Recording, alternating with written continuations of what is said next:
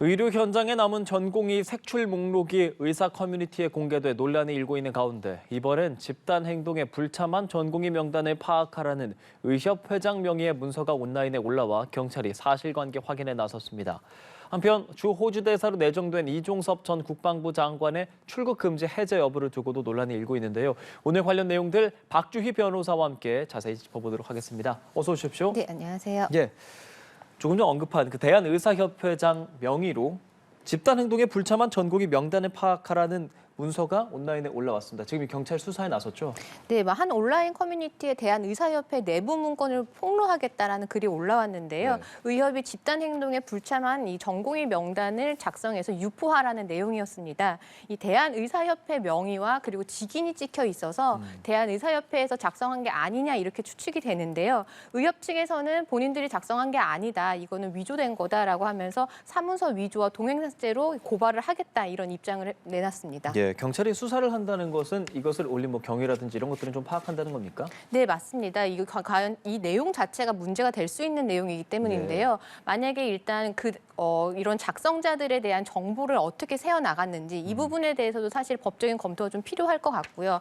또 한 가지는 지금 이런 글이 올라오고 이 댓글에 이들에 대한 조롱이라든지 아니면 그렇죠. 일종의 협박이라든지 이런 글이 올라오게 된다라고 하면 이 또한 법적인 문제가 될 수가 있거든요. 이런 부분을 전반적으로 좀 살펴보겠다 이런 입장인 것 같습니다. 네, 지금 언급을 해주셨지만 사실 최근 온라인 커뮤니티에 보면 지금 의료 현장에 남아있는 전공의 명단을 공유한다거나 그들에 대한 좀 강한 조롱 같은 것도 섞인 그런 글들이 많이 나오는데 이런 색출 작업으로 인해서 좀 복귀를 망설이게 되는 것이다라고 하면서 정부가 좀 강하게 얘기하고 있습니다.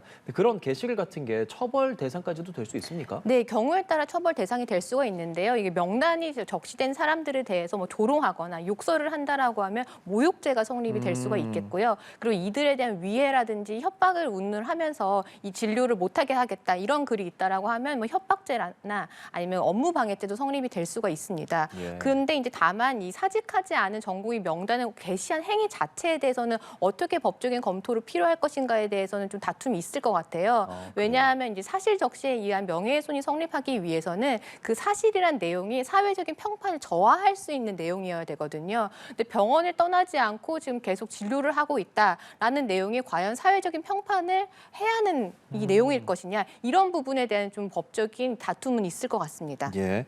그래서 지금으로서 이탈한 전공의 90%가 넘죠. 91.8%에 이르는 상황입니다.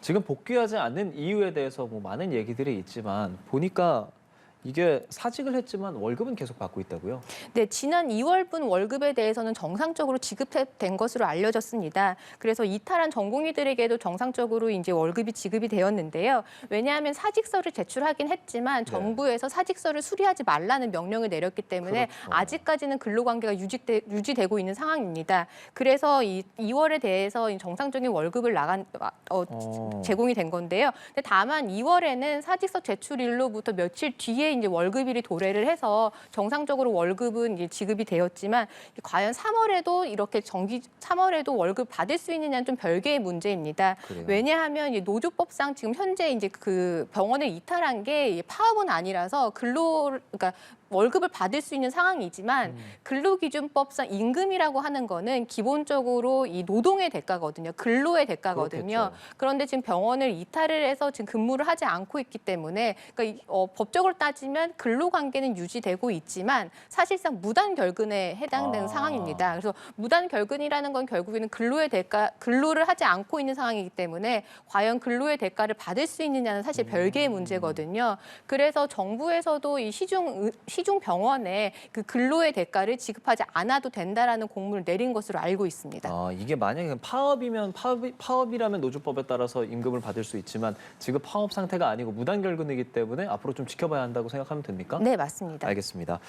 이런 가운데 지금 전공의들이 계속 빈자리가 있기 때문에 간호사들이 그 자리를 메꾸려는 노력들을 정부 차원에서도 좀 지원을 하고 있는데 특히나 의사의 업무를 어느 정도 대신할 수 있도록 어느 정도 좀 지침 같은 것을 발표했습니다. 어떤 내용의 변화가 있습니까? 네, 오늘부터 간호사들이 의사 업무의 일부를 할 수 있는 합법적으로 수행할 수 있는 시범 사업이 오늘부터 시행이 되는데요.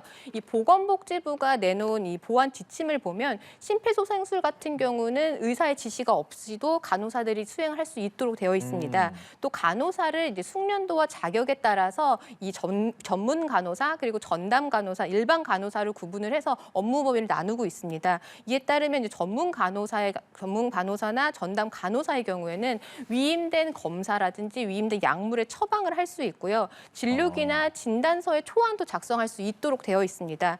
또 더구나 이제 이 전문 간호사의 경우에는 중환자를 대상으로 해서 이 기관 삽관이라든지 뇌 척수의 채취까지도 할 수 있도록 되어 있는데요. 의료법에 따르면 사실상 간호사가 할 수 있는 행위는 의사의 지도에 따라서 진료를 보조하는 것에 불과한데 지금 이렇게 넓혀놓은 것을 보면 부분적이나마 이제 간호사들에게 의료 행위를 허용하도록 만든 그렇죠. 것입니다. 그러니까 그런 것들이 좀 현실화된다면 이에 대한 찬반 의견도 사실 있잖아요. 그러니까 의사들이 진료를 독점하고 있는 것을 좀 깰 수 있다라는 의견이 있는가 하면 지금 보건의료노조에서 낸 입장을 보면 간호사에게 이건 너무 무제한 전가하는 거다. 환자의 안전을 되레 위협하는 거다. 좀 다양한 목소리들이 나오고 있는 게 현실입니다. 네, 맞습니다. 일각에서는 이 PA 간호사의 합법화 수순을 밟는 거 아니냐. 실제 이 병원에서는 PA 간호사들이 하는 역할이 굉장히 많은데도 예. 불구하고 의료법상 불법으로 되어 있어서 사실상 이 부분에 대한 법적인 공백이 있었기 때문에 그 법적인 공백을 메꾸는 거다. 이렇게 판단이 되는 부분도 있는데요. 또 한편에서는 만약에 이렇게 의료 행위를 놨을 때 사고가 생겼을 땐 과연 누가 책임을 질 것이냐 이 부분에 대해서 문제 제기를 하는 사람이 있습니다. 왜냐하면 문제가 의료사고나 문제가 생겼을 때 누군가가 책임을 져야 되는데 그 부분은 진료 행위를 하고 있는 간호사에게도 중요한 문제지만 그렇겠죠. 진료를 받는 환자 입장에서도 굉장히 중요한 문제거든요. 그런데 지금 보건복지부가 내놓은 보완 지침에 따르면 의료기관장의 책임을 지도록 되어 있는데 현재도 뭐 심폐소생술이라든지 응급행위를 하다가 문제가 생기면 의사에게 이제 소송이 많이 걸리는 상황에서 안 그래도 의사에게도 소송이 많이 걸리는데 간호사가 이런 의료행위를 했을 때 만약에 문제가 생겼을 때 예. 과연 이 부분에 대해서 의료기관장이 책임을 질 수 있겠느냐. 예. 그래서 오히려 의료기관장은 법적인 책임을 지지 않기 위해서 이 간호사들에게 이런 진료 행위를 맡기는 것을 아예 안 하지 않을까. 오히려 소극적으로 대처하지 않겠느냐 이러한 의견도 나오고 있습니다. 그렇군요. 간호사들 사이에서도 다양한 의견이 나올 수 있는 사안이라 생각이 들고요. 조금 더 지켜보도록 하겠습니다. 저희 좀 주제를 바꾸어서요. 지금 주 호주 대사에 이종섭 전 국방부 장관이 내정돼 있잖아요. 그런데 출국 금지가 되어 있는 상황이었습니다. 이게 아무래도 지금 이 공수처 조사를 어제 받은 상황이죠. 어떤 내용이죠, 이게? 네, 맞습니다. 이종섭 대사는 국방부 장관 시절에 그 해병대 최상병 사건에서 외압을 행사한 혐의로 이 고발이 되어서 공수처의 수사를 받고 있었고 말씀하신 대로 어제 공수처의 조사를 받았습니다. 그리고 지난 1월에 이 대사에 대해서 출국 금지 조치가 내려졌고요. 이 대사는 이 출국 금지 조치에 대해서 이의 신청을 한 상태입니다. 아, 예, 알겠습니다. 이종섭 전 장관 같은 경우는 뭐 이의 신청을 하기도 했었고 이러면 좀 검토되고 하는 사안입니까? 네, 그 법무부 장관 같은 경우는 수사 대상자가 예. 이제 해외로 도피하거나 도주할 수 있기 때문에 이 경우의 상황에 따라서 이 출국 금지가 필요하다라고 판단되는 경우에 출국 금지 결정을 할 수가 있는데요. 예. 이 출국 금지 결정을 받은 당사자는 이 10일 이내에 이거에 대해서 이의 신청을 할 수 있고 이 이의 신청을 받은 법무부 장관은 출국 금지 사유가 있는지 없는지 검토를 해서 이 부분에 예. 대해서 결정하도록 되어 있습니다. 잠시만요. 지금 저희가 이 관련한 이야기를 나누는 도중에 자막으로 속보가 나가고 있습니다. 법무부에서 전 국방부 장관 이종섭 전 국방부 장관의 출국 금지 조치에 대해서 금일 출국 금지 심의위원회를 거쳤고요. 별다른 조사 없이 출국 금지가 수차 연장되어 온 점 그리고 최근에 출석 조사가 이뤄졌고 본인이 수사 절차에 적극적으로 협조하겠다고 하고 있는 점 등을 고려할 때 이의 신청의 이유가 있다고 판단해서 결과적으로는 출국 금지를 해제했다라는 소식이 들어왔다는 것 다시 한번 말씀드리겠습니다. 출국 금지 조치 이종섭 전 국방부 장관에 대한 출국 금지 조치가 해제됐다는 내용을 저희가 속보로 전해드리도록 하겠습니다. 저희가 지금 방금 말씀 나눈 것처럼 당사자는 이의 신청을 했고 그 이의 신청한 것에 대해서 출국 금지 심의위원회가 본인이 수사 절차에 적극적으로 협조하겠다라고 했다. 그리고 출석 조사가 이루어졌다. 뭐 이런 점들이 중요하게 작용을 했다고 볼 수 있겠네요. 네, 출국 금지 이의 신청을 하면 이 부분에 대해서 이제 계속 유지를 할 것인지 해제의 필요가 있는지 이 부분에 대해 판단을 하게 되는데요. 근데 수사 대상자에 대해서 출국 금지를 하는 이유를 좀 살펴보면요. 예. 해외로 도주를 하거나 아니면 뭐 행방불명이 되면 이 수사를 할 수가 없기 때문에 그래서 출국 금지를 하는 건데 이 대사의 경우에는 지금 현재 출국을 하려는 이유가 뭐 도피나 도주가 아니라 그렇죠. 공무를 수행하기 위해서 나가는 것이고 그리고 말씀하신 것처럼 어제 공수처에 출석을 해서 조사를 받았기 때문에 수사를 회피하거나 도주할 우려가 없다 이렇게 판단을 해서 이 해제 조치를 한 것 같습니다. 예. 그래서 뭐 박성재 법무부 장관 같은 경우도 이게 개인적인 용무 혹은 도주가 아니라 공적 업무를 수행하러 가는 것이다라고 이야기를 했고 결과적으로 지금 출국 금지 조치는 해제가 된 상황입니다. 이렇게 조치가 지금 해제가 됐잖아요. 이렇게 해제가 되면 아무래도 초반에 말씀해 주신 그 사건 수사와 관련해서 어떤 영향이 있지 않을까 이런 부분에 대해서는 좀 어떻게 말씀하시겠어요? 네, 일단 어제 조사가 얼마나 이제 이루어졌는지를 좀 판단이 돼야 될 것 같아요. 만약에 어제 조사로 인해서 만약에 모든 조사가 이루어졌다라고 했을 때는 이제 공수처는 그 조사 결과를 바탕으로 앞으로 뭐 어떤 사건에 대한 처분이나 결정을 하면 되는 거고요. 근데 만약에 조사가 미흡했다라고 했을 때는 이제 그 다음에 이제 다른 방안을 강구를 해야 되는데요. 반드시 당사자가 출석하지 않고도 서면 조사로 충분히 이루어질 수도 있고요. 그러니까 해외 출국을 했어도 서면 조사로 조사가 이루어질 수도 있고요. 아니면 이제 출국은 해제가 됐지만 출국 일정을 조금 조정을 하면서 나머지 남은 시간 동안에 앞으로 더 조사를 받을 수도 있는데요.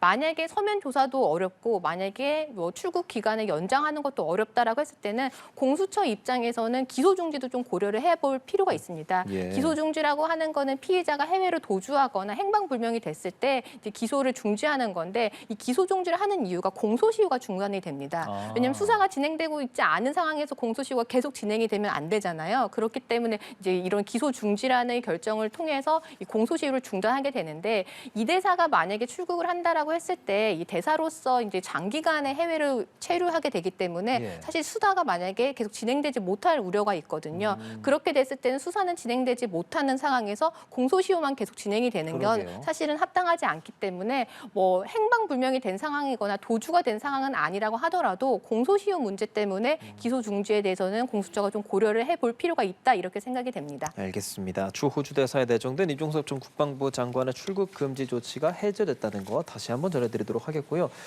주제를 바꿔보죠. 다음은 테라루나 폭락 사태 핵심 인물이죠. 권도형 씨. 몬테네그로 법원이 그러니까 이 권도영 씨의 미국 송환이 어느 정도 결정이 되는 듯 하다가 원점에서 다시 얘기하겠다고 하고 지금 한국행으로 어느 정도 가닥이 잡히고 있는 상황입니다. 말씀 좀 들어보겠습니다. 네, 포드고리차 고등법원은 몬테네그로 항소법원의 결정을 받아들여서 예. 이 한국 송환을 결정을 했습니다. 그 이유를 좀 잠깐 말씀을 드리면요. 기존의 미국 인도 결정을 하는데 근거가 됐던 사실관계가 좀 잘못되었다라는 판단 때문인데요. 기존의 미국의 인도 결정을 한 이유는 미국 대사관이 이 몬테네그로 측에 인도 요청을 한 거는 작년 3월 27일이고 우리나라 법무부가 이 인도 요청을 한 게 다음 날인 3월 28일이기 때문에 예. 이 먼저 요청한 이 미국 측에 이제 손을 들어준 건데요. 그런데 사실상 우리나라 법무부가 인도 요청을 한 게 3월 24일이라고 하고요. 이 미국이 3월 27일에 했다라는 인도 요청은 사실상 인도 요청이 아니라 이 권 대표를 임시 구금을 해달라는 요청이었습니다. 그래서 그 판단을 하게 된 기초 사실관계가 달라지기 때문에 따라서 다시 판단을 해서 이제 먼저 요청했던 우리나라에 인도를 하게 되도록 결정을 한 것입니다. 순서가 그렇게 중요하게 작용하는 이유는 뭡니까? 사실상 이제 여러 나라가 인도 요청을 할 때는 예. 각 나라마다 합리적인 이유가 합당한 이유가 있어서 인도 요청을 하는 거거든요. 그런데 인도 요청을 받는 제3국 입장에서는 어떤 게 더 합당한지 이 부분에 대한 선호를 판단하기 어려워요. 그러니까 사실상 모두 동순이라고 보면 되거든요. 예. 그러니까 결국에는 주관적인 부분에 있어서 어떤 게 더 합당하고 어떤 게 더 합리적인지 판단이 어렵기 때문에 결국은 객관적인 요소를 가지고 판단을 할 수밖에 없거든요. 그러면 객관적인 요소가 무엇이냐라고 했을 때는 인도 요청을 누가 먼저 했느냐, 그리고 인도 요청을 받는 대상자의 국적이 어느 나라냐 이런 부분을 고려하게 되는데 그래서 결국 우리나라가 먼저 요청했다라는 사실관계가 밝혀지면서 결국에는 미국이 아닌 우리나라의 송환 결정을 한 것으로 보입니다. 예. 그러면 지금 굉장히 빠른 시일 내에 한국으로 송환될 가능성도 좀 높아 보입니다. 네, 이 권 대표 측에서는 미국 송환보다는 사실은 한국 송환을 계속 희망을 했기 때문에 그러니까요. 본인이 희망한 대로 결정을 한 상황이라서 재항소는 하지 않을 것으로 보이고요. 재항소가 되지 않는다라고 하면 사실상 굉장히 빠른 시일 내에 우리나라로 송환될 가능성도 굉장히 높아 보입니다. 그럼 지금 한국으로 송환되느냐 등등 이런 절차가 마무리는 됐지만 아직 남아있는 절차도 있긴 있는 거죠? 네, 맞습니다. 아까 잠깐 이종섭 대사의 출국금지 해제 결정을 법무부 장관이 하는 것처럼 이 몬테네그로에서도 이렇게 인도 요청을 받았을 때 어느 나라로 보낼 것인지 이 사후 승인을 최종적으로 하는 게 사실 몬테네그로의 법무부 장관입니다. 근데 몬테네그로 법무부 장관은 지속적으로 미국은 굉장히 몬테네그로의 중요한 나라다라고 하면서 정치적을 판단한다라는 이사를 굉장히 많이 표명을 했기 때문에 예. 최종적으로 몬테네그로 법무부 장관이 한국 송환을 승인할 것인지 이 부분에 대한 결정이 좀 예. 남아 있고요. 만약에 미국 송환을 다시 결정을 하게 된다라고 하면 권 대표 측은 또 다시 항소를 할 그렇겠죠. 것이기 때문에 대법원까지 간다라고 했을 때는 사실 1, 2년 내에 결론이 나지 않을 가능성도 높습니다. 네. 예, 그렇죠. 미국 법무부 역시도 지금 성명 낸 것을 보면 계속해서 이 권도영 한국 송환에 대해서 반대하고 미국 인도를 추진하겠다고 하는 상황이기 때문에 조금 더 지켜봐야 할 것 같은데 한국으로 송환 일단 결정이 돼서 외신들도 지금 많이 놀라는 분위기인 것이 아무래도 한국으로 송환돼서 한국에서 어느 정도 사법적 판단을 받게 되면 뭐 형량이라든지 등등 조금 더 다르게 나온다 뭐 이런 이야기들이 좀 많지 않습니까? 네, 많이 지적되는 부분 중에 하나가 우리나라에서 이 경제사범, 특히 우리나라의 양형, 특히 경제사범에 대한 양형이 너무 낮아서 실질적으로 처벌이 되지 않는 거 아니냐 이런 비판이 굉장히 높거든요. 그래서 미국 송환을 희망하시는 분들 같은 경우는 죄를 졌으면 그만큼 예. 합당한 죄를 받아야 되는데 그 처벌을 받아야 되는데 우리나라는 너무 양형이 적기 때문에 제대로 된 처벌이 이루어지지 않는 거 아니냐 그렇죠. 이런 비판들을 많이 제기를 했습니다. 우리나라에서도 사실상 이런 특정경제가중처벌법이라고 해서 이 50억 이상의 사기 편취 같은 경우는 무기징역까지 선고할 수 있도록 법정형은 그렇게 규정이 되어 있지만 실질적으로 법원에서 이 적용하는 양형 기준은 굉장히 낮게 적용이 되기 때문에 예. 무기징역이 선고되는 경우는 없습니다. 우리나라에서 지금까지 경제사범에 대해서 가장 무겁게 처벌된 경우는 옵티머스 펀드에서 네. 이 김재훈 회장에 대해서 징역 40년이 선고된 게 사실 지금까지는 가장 높은 형량이었기 때문에 이 권도영 대표도 우리나라에 송환이 되어서 재판을 받는다고 하면 아무리 많이 처벌을 높게 받아야 40년형 아니겠느냐 이런 부분에 대해서 이제 비판들을 많이 하고 있는 겁니다. 미국에서는 아무래도 뭐 개별 범죄마다 형을 매기기 때문에 100년 나올 수 있다는 얘기도 있기 때문에 지금 이런 논의들이 좀 있는데 근데 가상화폐 같은 경우는 증권 상품으로 이게 인정이 되느냐에 따라서 또 어느 정도 논란이 있을 수 있고 그럼 형량이 또 더 낮아질 수도 있는 거 아니겠습니까? 네, 맞습니다. 검찰에서는 지금 권 대표에 대해서 체포영장을 발부할 때 신청을 할 때 이 죄명 자체를 자본시장법 위반으로 적용은 하긴 했습니다. 예. 하지만 검찰은 그렇게 보고 있지만 과연 법원에서도 이 가상화폐에 대해서 증권성을 인정을 할 것인지가 사실 관건인데 지금까지 우리나라에서 한 번도 이 가상화폐에 대해서 증권성을 인정한 판례도 없고요. 그리고 아직 우리나라 금융당국에서도 인정하지 않고 있기 때문에 과연 자본시장법에 적용을 받는 증권인지 아닌지 이 부분이 이번에 권 대표의 이 재판에서 이 쟁점이 될 것 같습니다. 예, 알겠습니다. 오늘 다양한 사건 내용들 박주희 변호사와 함께 자세히 짚어봤습니다. 오늘 말씀도 잘 들었습니다.